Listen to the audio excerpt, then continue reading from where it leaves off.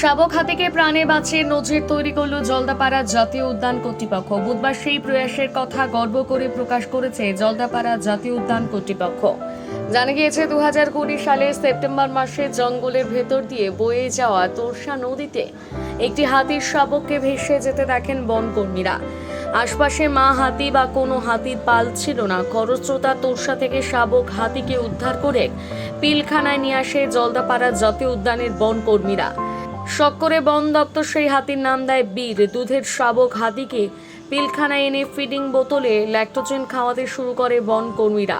ধীরে ধীরে একটি বাচ্চা শিশুর মতোই আদর যত্নে বড় হতে থাকে বীর।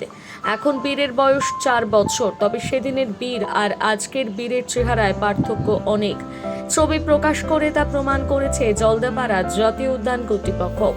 জলদাপাড়া জাতীয় উদ্যানে ডিএফও পারভিন কাশওয়ান বলেন, বীরকে নিয়ে অনেক কাহিনী রয়েছে। চেরন সুব্বা নামে একজন মাহুদ বীরকে প্রথম দেখাশোনা করতেন। বীরকে ল্যাকটোজেন খাওয়ানো, ওকে নিয়ে জঙ্গলে ছোটানো শেখানো। বীর এখন আমাদের পিলখানার সব থেকে দুরন্ত হাতির শাবক। এখন ওকে দেখাশোনা করে রোহিত ইসলাম। কথায় বলে রাখে হরি মারিকে, কিন্তু বীরের জীবনদানে জলদাপাড়া জাতীয় উদ্যান কর্তৃপক্ষ যে ভগবানের ভূমিকায় সে কথা মানছেন অনেকেই।